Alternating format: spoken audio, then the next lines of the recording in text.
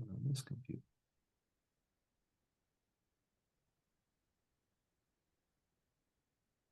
Welcome to the Spiritual Principles Made Practical podcast.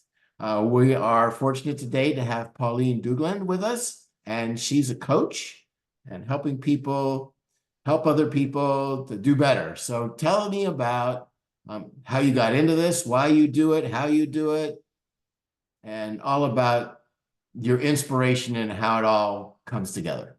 Yeah, absolutely, Scott. It's so great to be on this podcast with you and to talk about the reasons and the whys behind what I do. So I'm originally an artist and a creative. I was born in Russia and I actually studied fine arts at the beginning of my life. All my early years were all about art, dance, music, whatever.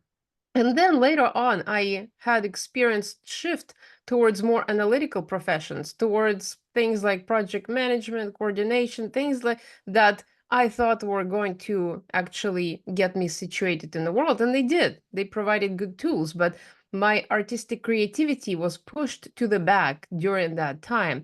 And at one point, there became a need for me to integrate both my creativity, my innate talents and skills in art, as well as the analytical approach and all the logical thinking that I was so good at. So I encountered this personal development field, I encountered coaching, and I started learning first for myself to understand what was going on. And then I decided that those are awesome tools. I would like to apply them and help other people to also integrate. And essentially, what I do now is that I help people bring out their authentic creativity and full authentic expression because that is so easy to lose track of. It is so easy to block it within ourselves that it remains dormant, and that prevents us from really hearing our higher soul's calling, expressing our purpose, and just living a fulfilled life. So that's what I do now. That's awesome. And, I've heard it said that when children are tested when they're like 3 and 5 years old, they're like geniuses, right? And then you test the same kids when they're like 20 and it's gone, right? And it's like that sort of childlike wisdom, we as a society kind of drum it out of a lot of people or most people. And so how Well, do you help, how do you help? You can play with me if you want, in terms of, how do you help people connect to that and to draw that out of them and to reconnect with their inspiration and their creative genius?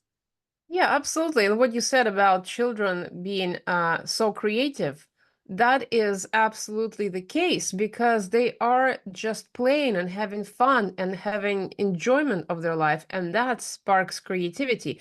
So for me, when I work with my clients, I go back to those childhood memories and the seeds of their creativity that lies dormant that used to bring them tremendous joy. It is unique for everybody. We are born with certain things that we prefer doing, certain things that bring us tremendous joy. And that relates to the thing that is called flow state. Some people call it in the zone, the performance on stage call it being in the pocket.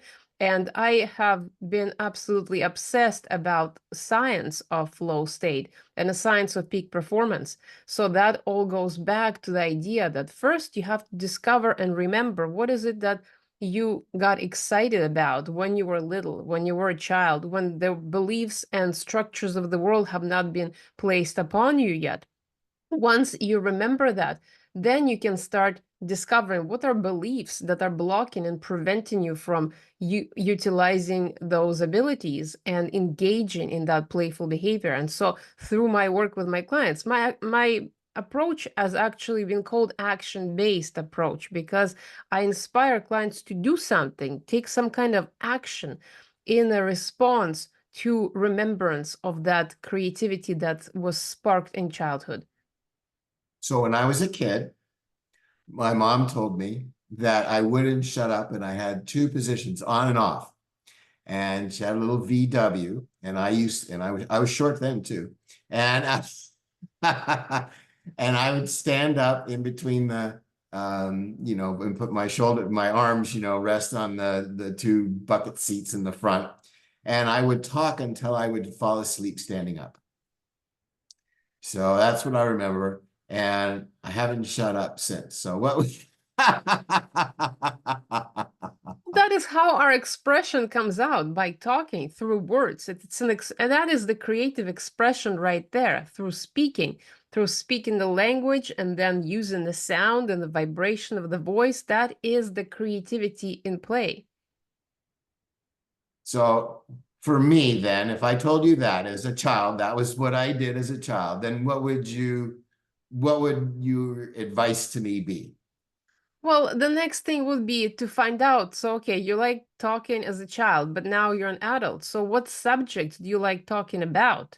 Because if using your voice was something that was exciting at the beginning, and maybe it wasn't because you just like the sound of your own voice, there was some other reason for that, then, I've been accused of liking the sound of my own voice. and there's nothing wrong with that either. But if there's an additional layer of some kind of passions or subject matters that you love talking about, that is where the beginning of the passion and creative expression is.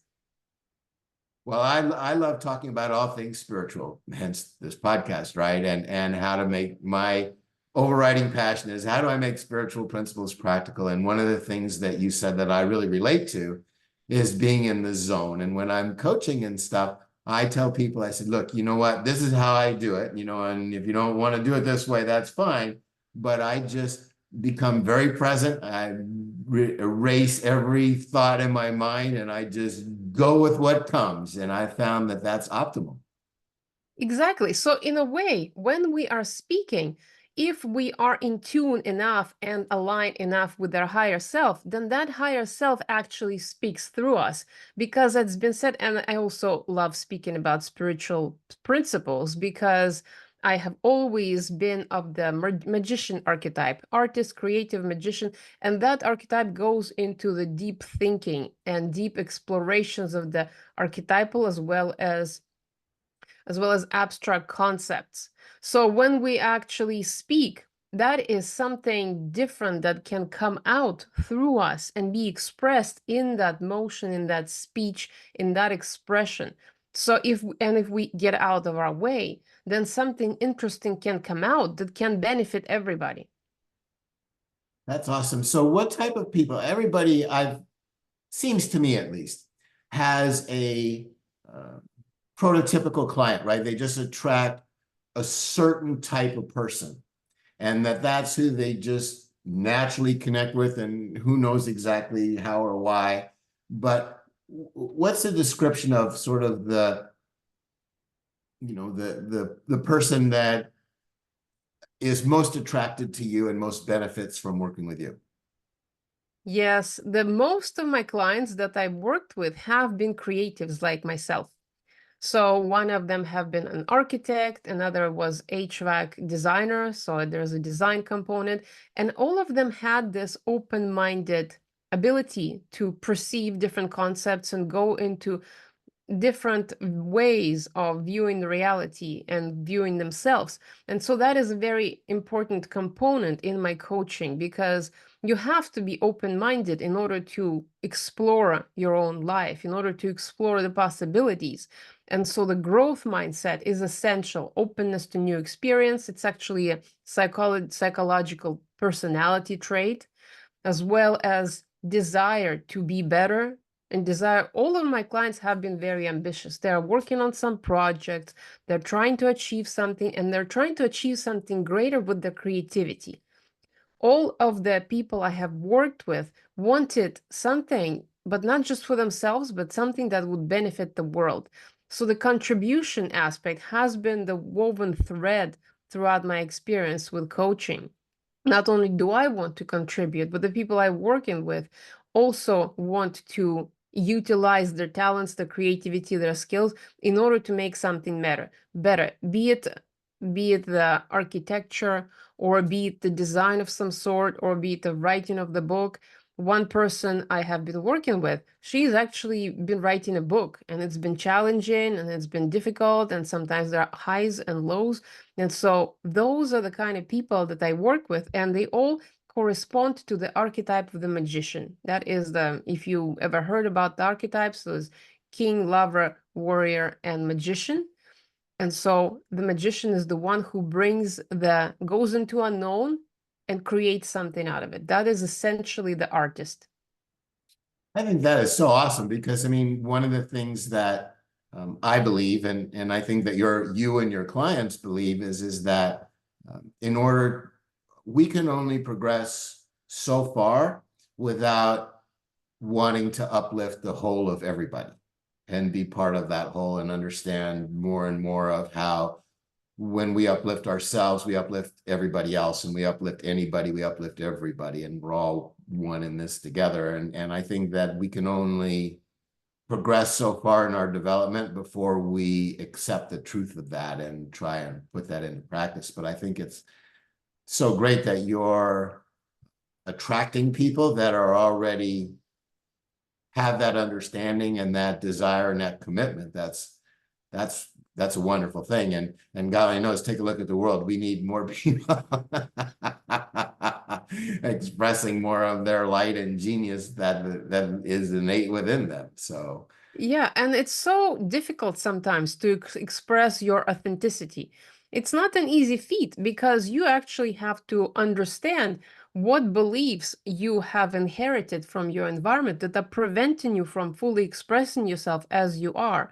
And the people who are not interested in contribution or learning or growth, they're not actually even interested in coaching as a way of improving themselves. So that kind of eliminates all the people who are not that. So the people who are interested in the subject matter, they're open-minded, they're understanding of different modalities and different layers of this reality that we operate on. And they want to make themselves better because the outer reality is a reflection of your inner world. So the better you make your inner world, the more blocks you remove, the more limiting beliefs you uncover, the better your outer reality becomes, and then the better you play with others. boy, have I experienced that. I mean, and it's nice. And I mean, one of the great joys is doing these podcasts and meeting people like you and saying, look at all the wonderful people out there doing all this great stuff, right? Exactly. So I got to ask, when did you come to the United States? Oh, I'm not in the United States. I'm in Canada, actually. You're in Canada. Okay. So when did you come to Canada? That was 98, so it's been a while, been almost 20 years or something. So it's been a long time since I've come, and I feel at home in this country, and I also like visiting US as well. So North American continent is very much agrees with me. So how was it? What brought you to Canada? What, Well, my parents wanted to move. They oh, wanted a better life for themselves and for me because there were some issues with where I grew up back in the 80s, and so that was the decision that and we were lucky enough that we were able to move to Canada, and since then it's been that's been my home here. that's wonderful. That's wonderful. I haven't been to Canada much, just a little bit, but I like it. It's great in the summer. Yeah, there is that. Well, I live in Southern California, so when I'm outside playing tennis 12 months a year. So I'm Yes, ready to get that's that out. So long term, what are your aspirations for yourself? well, my long-term aspirations is to continue living in the moment and experiencing joy as much as I can. That is essentially my aspiration right now, to continue staying in the present moment, which has been so difficult to attain, so difficult to find with all the things that I have grew up with, all the things that I have adopted from my environment.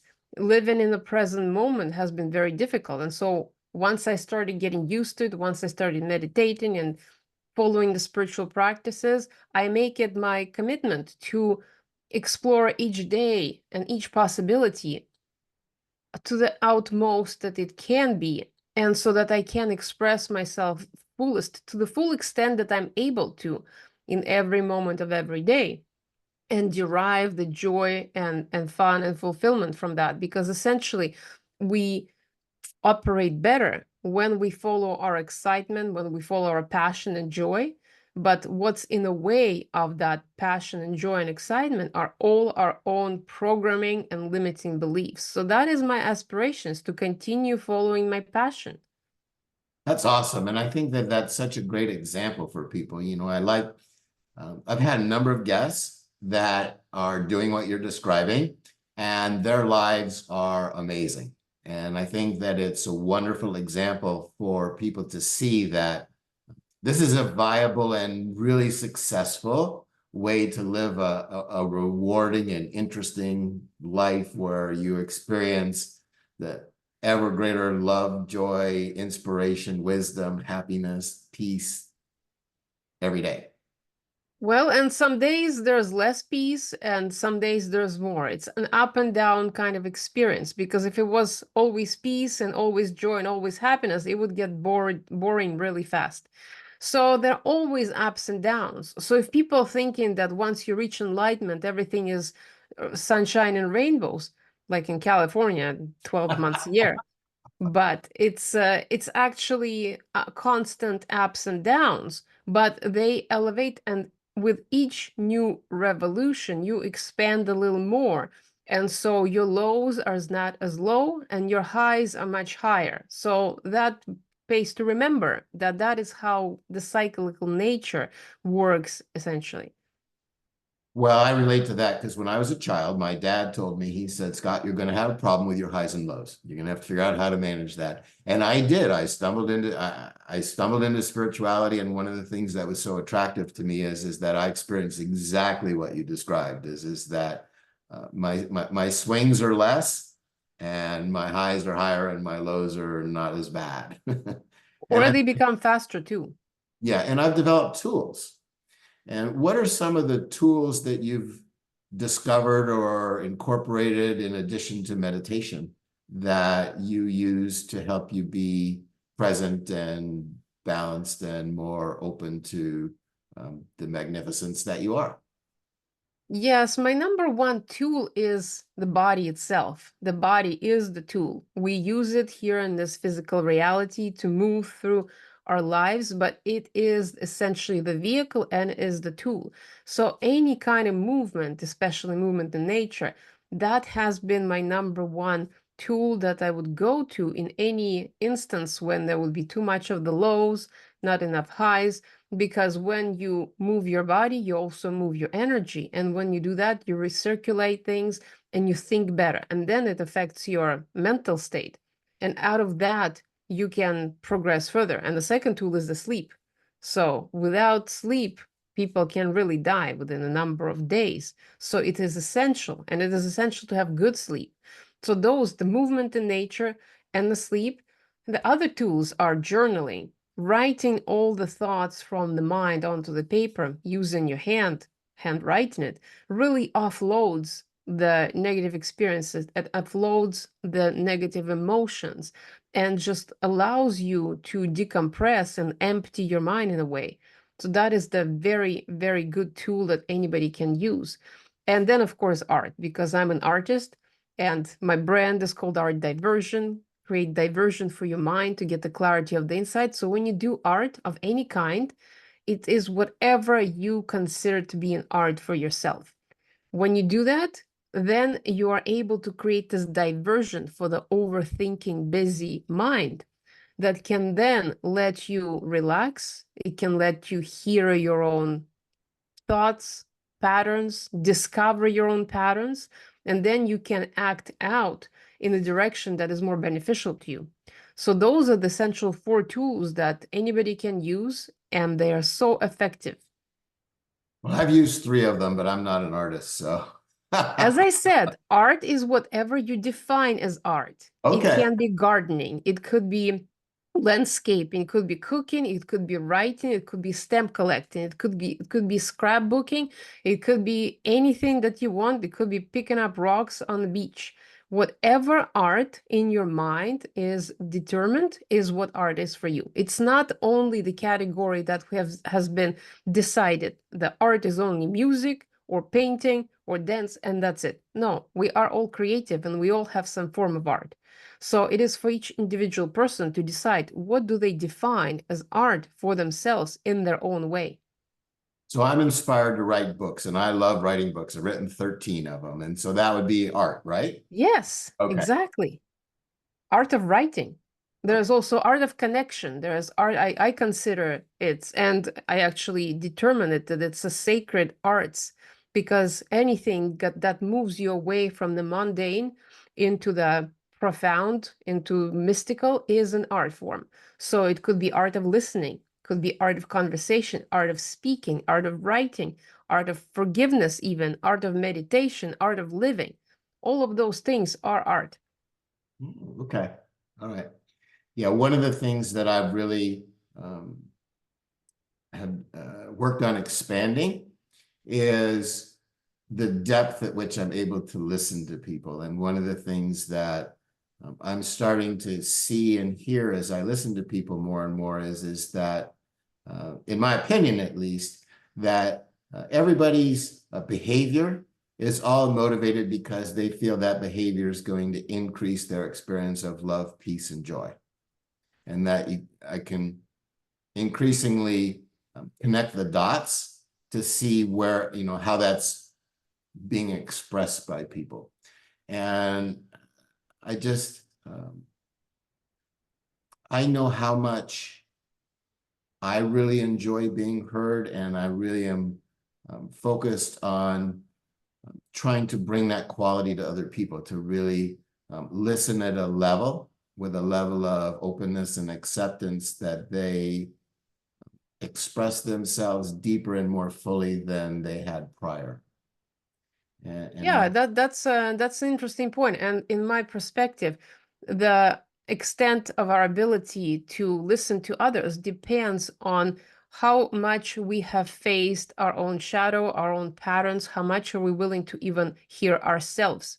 So the more work the person does to understand themselves, the better they're able to hear others, because otherwise all they're doing is just hearing something that is in the way that is being projected onto other people and surfacing certain things that they may wish not to see or look at.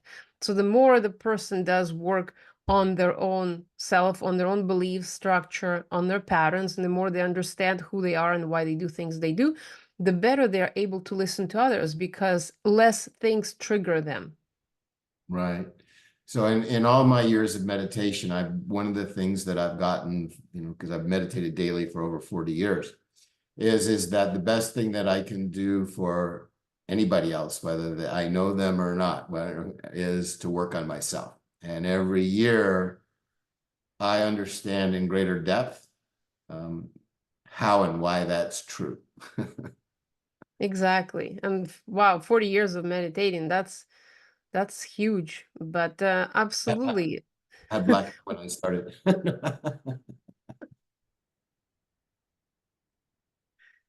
Yeah, so it's amazing how much meditation actually improves our lives. It seems like it's something trivial, or sometimes it can be even seen as difficult because we want to shut off the mind, but the idea is not about shutting it off, but just observing. And just like we can learn to observe the mind, we can also learn to observe others in conversation or even without a conversation. One of the things that I've really found that has been, I don't know, interesting to me and useful to some extent is that emotionally or energetically, I can create an environment and people are affected by that environment. And so one of the things that sometimes I'll do is I'll be very open and accepting of myself and expressive, like whatever comes in the moment, right? And what I find is that other people oftentimes, not always, but oftentimes uh, resonate with that level of acceptance and expression and have basically a corresponding experience where they'll open up and stuff. And I remember one time years ago, I would describe an insight and some growth that I was having and so on, and from my point of view. And then I would say, now you tell me what you heard me say, but not word for word, but just from your own point of view. And then they would put together all kinds of stuff for themselves. And I just thought that was the most amazing thing, that by maintaining a very open and accepting space where we're spontaneously expressing what's coming up for us, that could inspire that in other people in a really beneficial way. Absolutely. I love this approach. And that is essentially what some people call holding space for others, Right. where the vulnerability is actually welcomed. And then people choose to match that same frequency on which you're showing up. And when they match it and when they show up as authentically themselves and not afraid of being judged for being whatever it is that they perceive themselves to be, that is the space where healing can occur, where transformation can happen. That is the essentially the whole point of coaching, just to have that space for a person to hear themselves and to see the reflection of what is showing up. So my clients are people that are okay with me doing that, right? They just that I say, look, that we don't have an agenda other than to be open and be present, and that trust that whatever comes will be optimal. And one of the things that I do in my coaching, which I think is really valuable, is I ask people to recount various uplifting experiences they've had, and invariably they're in the zone, right? Or whatever, and you shared a bunch of synonyms for that as well when we started. And one of the questions I always ask them is that, well, were you thinking anything at the time? And the answer is always no, it was just happening, and to be able to help people to recognize that they already have the ability to get in the zone. They already have the ability to access that wisdom on a spontaneous basis, and pointing out to them when they've been doing that so that they can accept that, oh yeah, no, I really need to do that, and I really can do that, and it's not something that's beyond me. I've already done it. I just need to realize the benefits of it and do it more. And Yes, there is actually not much thinking that is involved in the zone, being in the flow state. It's best not to have any thinking going on because you're almost operating on autopilot. Whatever it is that is causing that state of flow, state of the zone, it is happening because the thinking has been turned off or tuned down for the moment. And that is essentially the factor of what determines the difference between the regular type of work versus the work in flow, where you are fully absorbed and not worried about thinking or worried about overthinking through your actions. so one time I spoke for 5 hours straight. I don't remember anything I said, but I was in the flow and it was happening. Yeah, that totally can happen because that is, in a way, when the spirit, when our soul speaks through us, it knows no time. The time only exists in this physical reality because we have agreed to it.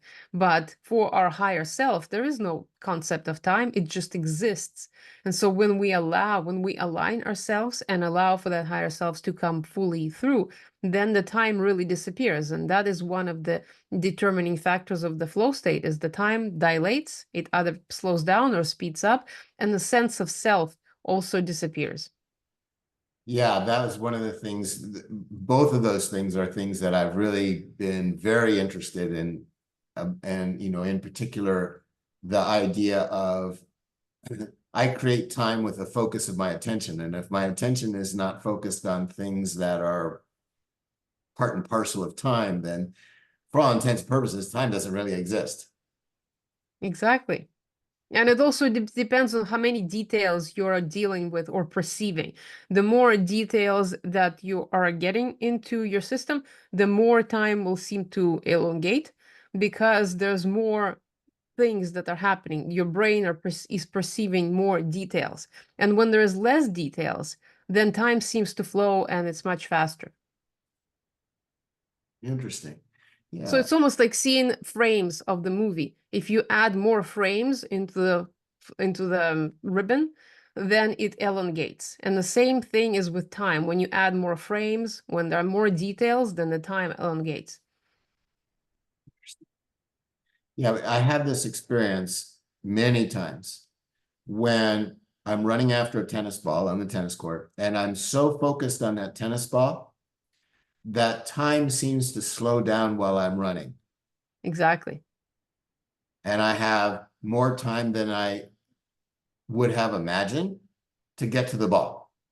Yes, and the same thing people experience in some kind of an accident or some kind of a situation where they're facing life or death situation. Time seems to elongate and expand and slow down.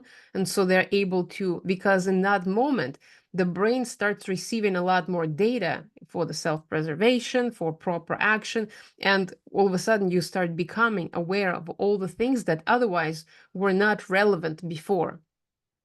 No, that's true. I remember that many years ago, many years ago, I was held up at gunpoint, and that was the case. Is that I seemed to be, I mean, in 1 second, I seemed to be able to process a phenomenal amount of information and weigh a vast number of decisions about, you know, what I was going to do, what I should and shouldn't do, all of that, and it was amazing. And I was dead calm, absolutely dead calm. And not until the whole event was over and I'd gotten back in my car and I'd driven back to my office, then I had like, like a nervous breakdown, of all of the um, more worldly stuff, that wasn't really there wasn't really time to deal with that, right? I mean, that wasn't in the midst of when it was going on. That was not the time to deal with that stuff about how nervous I was and upsetting the whole experience was and all of that. That was for afterwards because Yeah, because exactly. I really needed to keep my wits about me. Yeah, no, absolutely. And that's how we perceive this reality. For the most part, we discount a lot of things. We make them irrelevant because making everything relevant would be very expensive for our nervous system and our brains because it has to be processed, it has to be categorized, and so we make a lot of things irrelevant. And so when the situations like you described happen, then a lot of things become relevant for that short burst of a moment. The chemistry that happens within our body is completely different from what it normally is and what it operates on. And so everything changes for that moment. And of course, our consciousness state, it's a state of consciousness that changes radically in those moments. So when we are just walking around, doing our normal thing and oblivious to the most of the things, we are kind of in the plateau, in the routine of our existence. But when something shocks us like that, then the system changes so dramatically, and we have inbuilt systems that are made to deal with situations like that. But what happens actually, and that relates to the chronic anxiety that a lot of people feel in the world, because that is the proverbial tiger jumping out at you from the bushes and you having to defend yourself. So, okay, it happened. But when it stops and when you go back to your normal reality and decompress, then it's done. But what happens with a lot of people is that they keep waiting for that tiger to constantly jump out of the bushes and they live in that anticipation and it never happens. And so they're not able to relax out of that state of alertness. And so plenty of experiences in our world cause that constant state of anxiety. And so meditation is a direct way, as we spoke about, to relax the mind and reintegrate and bring it back to neutrality. So it's not constantly in a high alert. One of the things that I've done, and it's very rare, but occasionally I'll have trouble sleeping. And when that happens, I'll go to my journal and I'll write down every thought that comes into my mind as it comes into my mind. And within 15, 20 minutes, I'm exhausted and I hit the bed and I'm out. So Yes, a lot it of really does people work.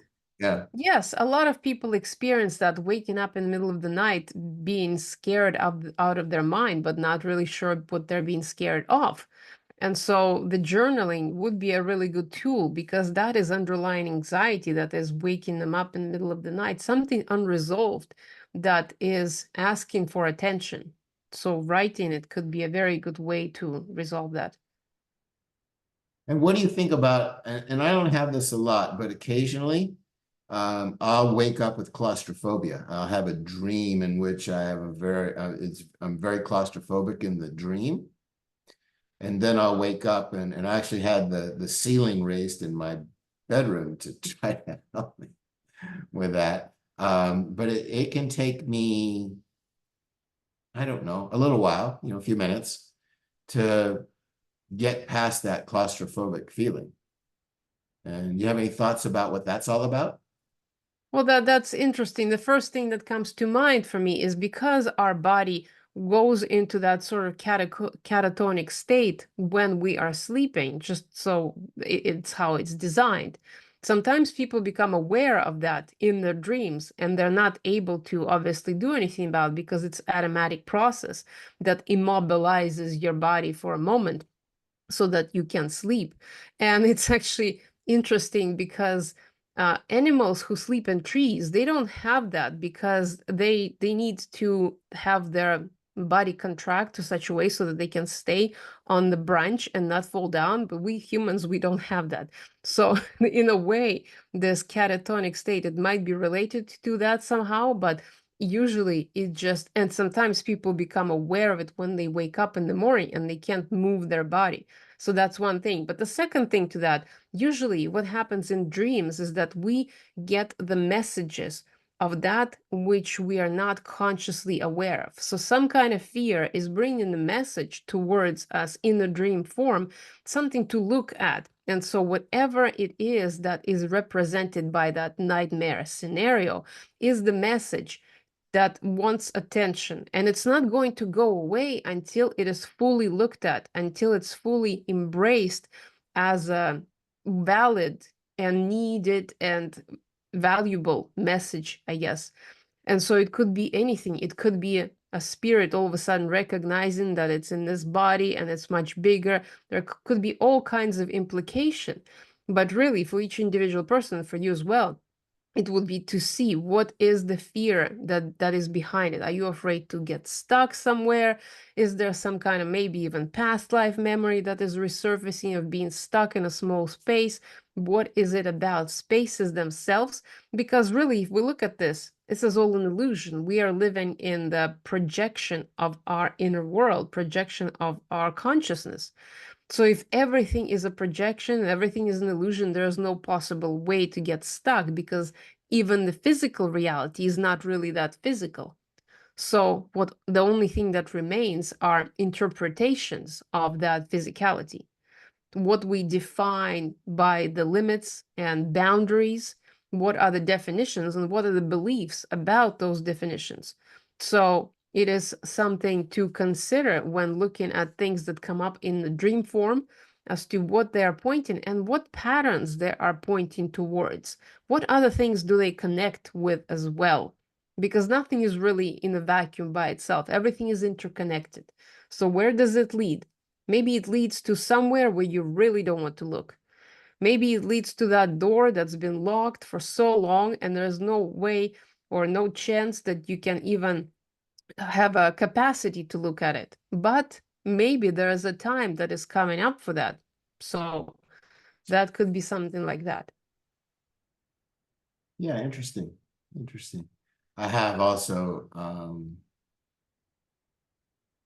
lots of dreams where I'm flying and I keep trying to do it like when I'm awake, but so far no luck.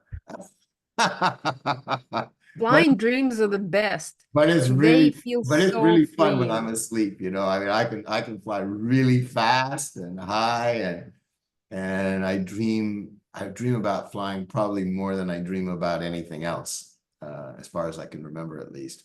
And um, and so I try to take that, the feeling that I have when I'm flying and try to sort of embody that, because I would really like to be able to fly like when I'm awake with the body. That would be like really neat.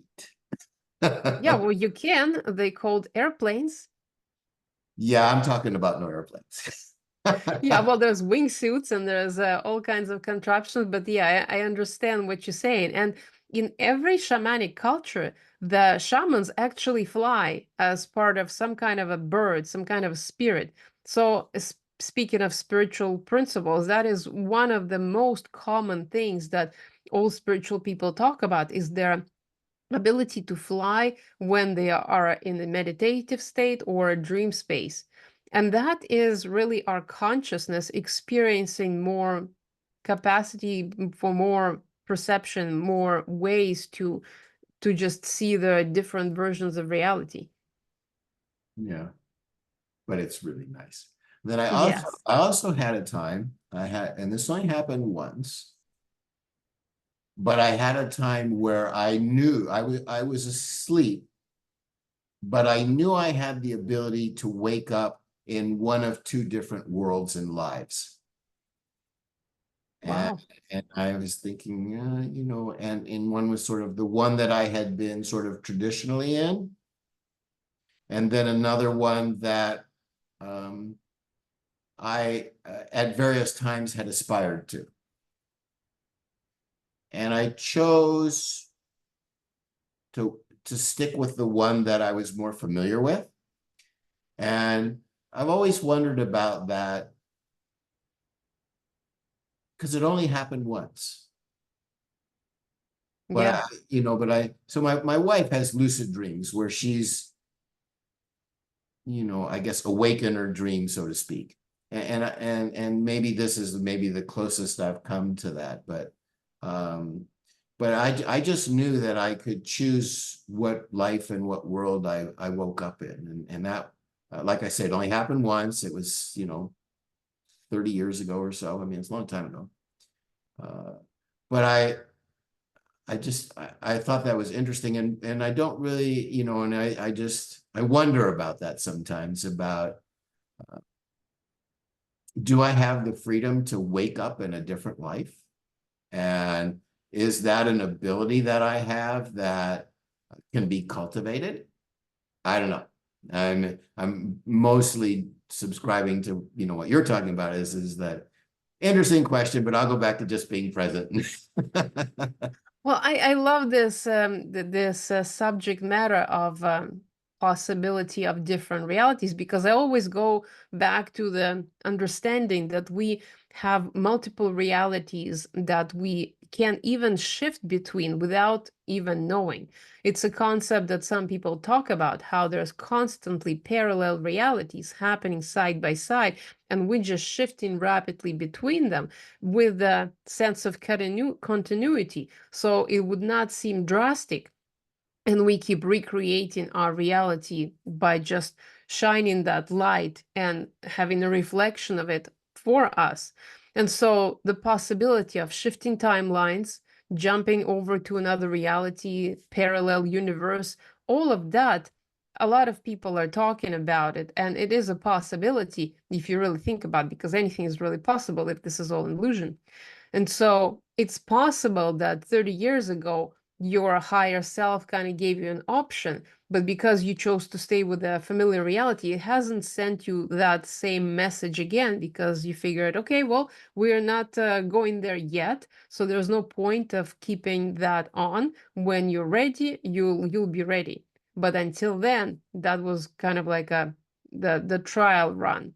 So you can consider it as that. And of course, lucid dreaming and astral projection and hopping between timelines. It's been experienced by number of people and described in various ways. So the possibilities are endless because essentially we're just creating this perception of the reality in front of us.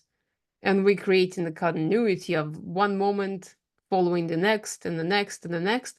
But really, they could all be seen as separate moments in their own way. Right, right. I'm always fascinated to hear when my wife has lucid dreams, and she'll wake up and talk about it, and then she'll go back and she'll go right back into that same lucid dream, you know, Wow. And so That she's, is amazing. yeah, no, it's really, I'm always, really fascinated by that, and there was a time she was, uh,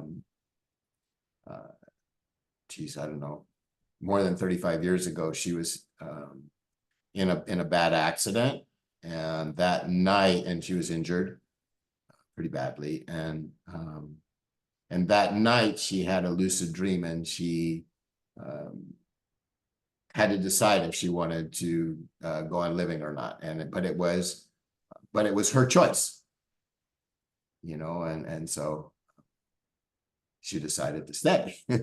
Yeah, we actually have a lot more choices than we are aware of. So our higher mind kind of has a lot bigger picture than we do. And I like the idea that our mind actually does not have a capacity to understand anything. It just has ability to perceive what is happening. So the higher selves creates ideas, it transfers to the brain, and then the mind actually perceives the result of that projection. I think that uh, the acceptance that there are so many different perspectives and points of view that we can uh,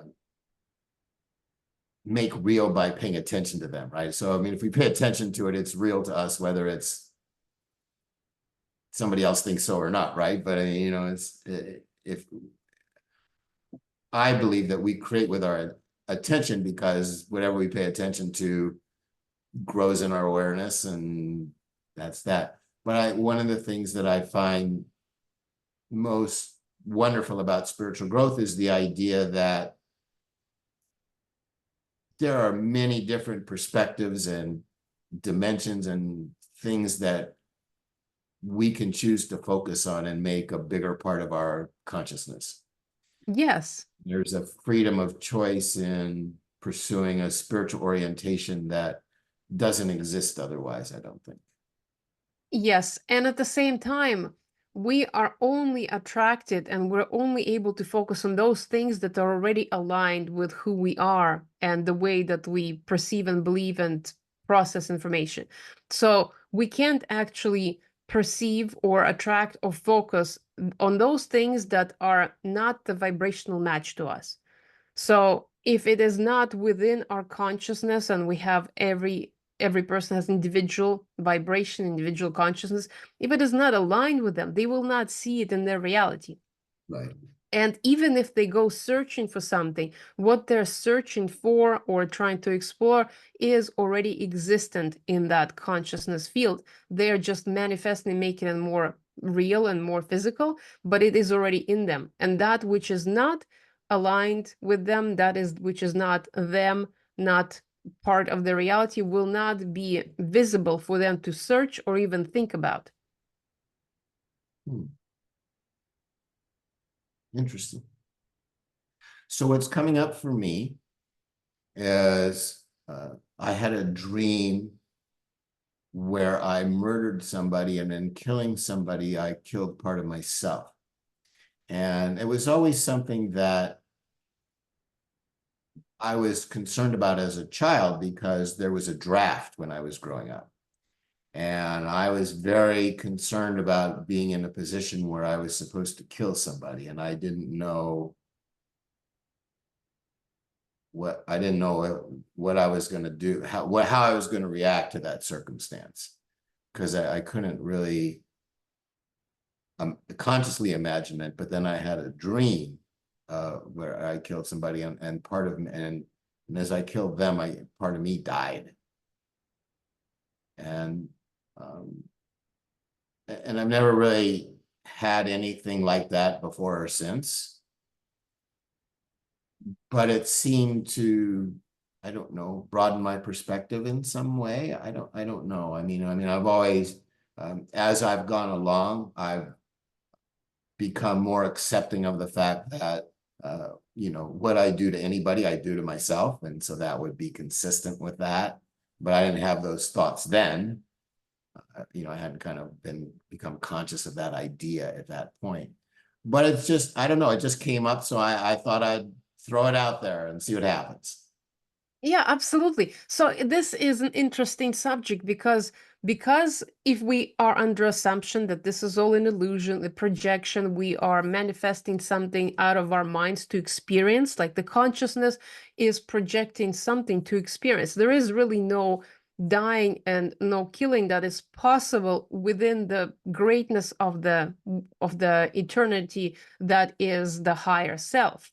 But in order to play out this scenario, it has to come into this reality and pretend that it's possible in order to get experience of what it's like to actually take a life when it's not really possible. The energy does not get created or destroyed, it just changes shape. But in this reality, we can play it out as a scenario and learn from it. And so it sounds like you were able to learn that without actually acting it out in physical reality. You were able to just perceive it, and it is actually relevant to how that experience of killing part of yourself, because if you look at anybody who has been through war, they almost show up sometimes as an empty shell of themselves, because certain parts do definitely die or something happens to them if they have been in that kind of conflict and that kind of trauma. And so, for the purposes of growth, like I look at it from a bigger spiritual perspective. The spirit wants to come into this body, into this reality, and experience what it would be like and play out this scenario with other souls, where one person gets killed, another person is the one who's doing that action, to experience what is it actually like, because there is no ability to experience it at the higher level where everything exists simultaneously at the same time and all is one and connected. So the separation that is created within this reality is really the place where we get to learn what is it like to be separated from another person. So, and I've really dug into that, and I'm curious what you have to say about that. Uh, in one sense, and I heard what you said is that without contrast, we can't really appreciate things, and that the separateness creates that contrast, and then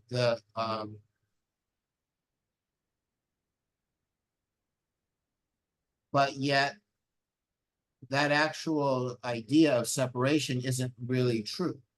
And so there's some inherent suffering, I would say, in thinking that something is true when it's not. And so myself, I'm kind of trying to piece all of that together in a way that more and more I find myself saying, I think I've had at times at least, enough of the dualistic world. I want to experience being one, and so I look for ways to do that. So I'm really focused on like identifying win-win solutions, right, that lift everybody up, and just perspectives of kindness, or every act of kindness stands for all time, and things that I can engage in and do that give me more of the experience of being one and moves me away from the dualistic or separate world.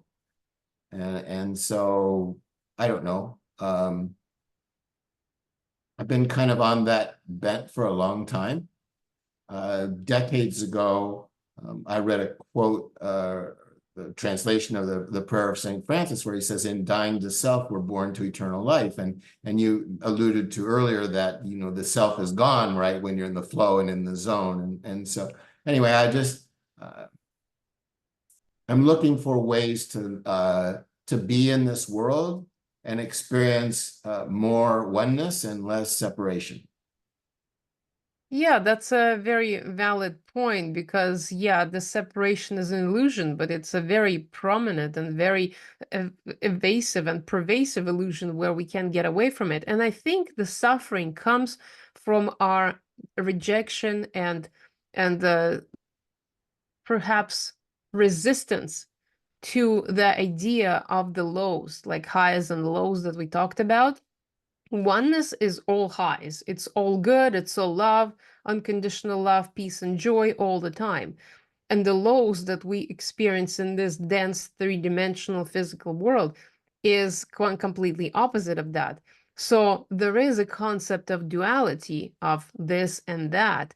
And I think the resistance to the lows, the resistance to resistance itself, the resistance to the struggle, and resistance to forgetting about the oneness is what is causing the suffering. Because if we were to remember everything, then it would be game over, essentially. Well, okay, you've done all your lessons, you figured it out, you remembered who you are, your eternal spirit. Okay, what's there? What else is there to do? But because there's a constant need to remember and constantly we forget, even though we might reach this understanding and reach this capacity for perception of oneness, and we have these flickers of unconditional love, forgiveness, compassion, and empathy, we still forget sometimes and we go back into the heaviness of this world, the heaviness of whatever this three-dimensional reality is. And so, and then we start resisting it because part of us still remembers the oneness. And so I think the struggle and the resistance to that struggle is the cause of all pain. And if you think about it, all pain exists in the mind. Absolutely. Even the physical pain, it exists in the mind. And the more we resist the experiences that we kind of created for ourselves, and the more we resist the definitions that we have created for ourselves, the more the pain resides as a message for us to an opportunity to waken up more and remember ourselves more and surrender to that concept that we're not giving up the control, but we actually connecting with the control that we already have as an internal spirit experiencing race reality for the purpose of learning something. So we never actually lose the control, but we pretend that there are certain ways in which we want to exert control in this reality. And when it doesn't work, it causes us pain and suffering. So I think that is, but there's of course the whole range of experiences in this category of pain and suffering that can be learned from and experienced by people. So each individual experience is in its own way valid and needed and requires attention and compassion, self-compassion, and self-forgiveness, and constantly reducing the resistance and judgment of that experience. So that's what I think about that. Makes sense.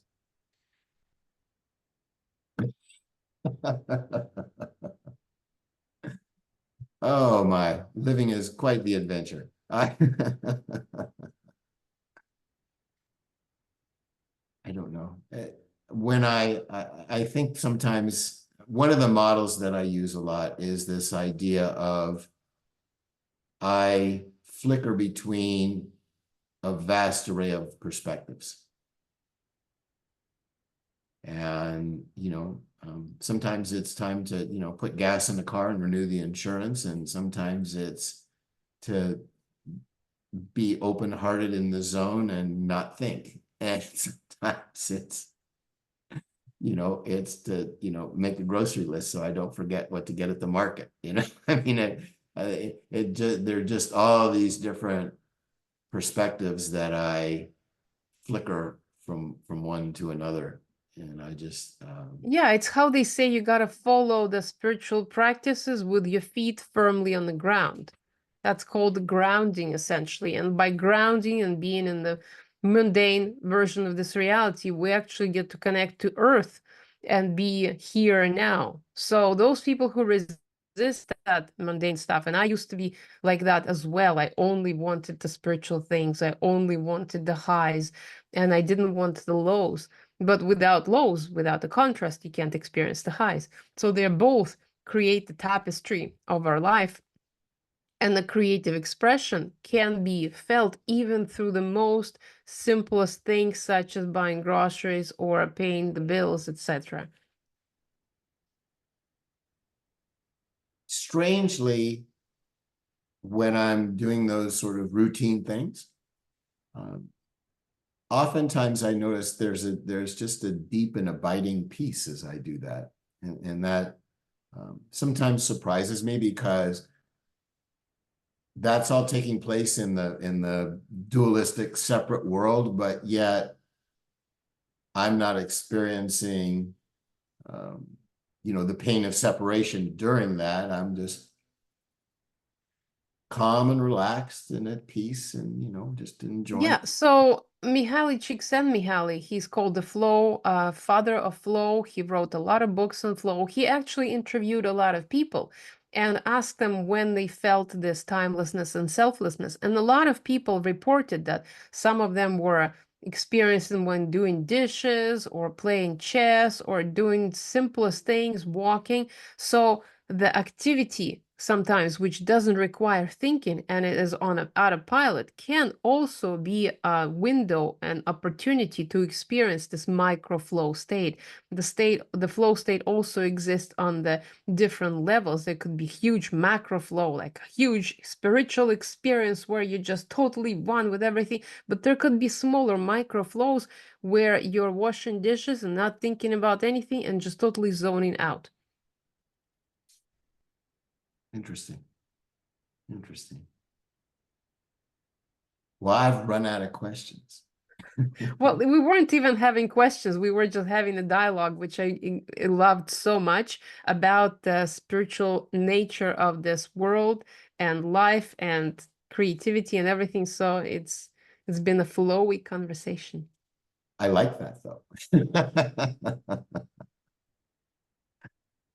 Well, I don't know where to go from here. So I'm thinking about ending this unless you have some other idea in the flow that wants to be expressed. This is a good place to end. We talked a lot about very high level spiritual concepts, but to bring it back into practical principles and creativity, which I started speaking from at the beginning about, it is within each person's grasp to be able to reach that full, authentic creative expression. And it doesn't have to be extremely difficult. It can be as small as doing activity that brings you joy and excitement in the moment, and it doesn't have to be an outwardly your hair on fire jumping off the building type of excitement. It could be just sense of contentment. And so if people experience something like that and they try to bring more of those moments into their life, that can help them regulate their nervous system so they can sleep better. They can solve problems in their work at a much better level of consciousness because they will be less stressed. They can relate to people on a better level, and they will be experiencing themselves and their life as more fulfilling. So all they have to do is find those activities that bring them peace, contentment, joy, excitement, do them even in small portions, which will then spark their creativity. They can do some form of art that they define for themselves, and that can lead to a much better life. And of course, journaling. So that's my final message. It's very easily accessible. Everybody is inborn with the creativity and the flow state. It's an evolutionary aspect of a human body, biology. So it's possible and available to every single person. The only thing you have to do is stop overthinking that. So Well, thank you. And this has really been a delightful time. And if somebody wants to get in touch with you, what's the best way to do that? yes, the best way is my website. It's called artdiversion.com. I have a free download that people can get from there, which is called Map of Creative Blocks. If somebody is a creative and they're feeling blocked, I wrote a small ebook type of thing about the most prominent creative blocks. And if they want to have the different lens of how to view them, they can learn a little bit about that. But essentially, artdiversion.com is where all my stuff is, and people can find more about me there. Well, that's great. And thank you for being such a wonderful guest. Thank you for this podcast.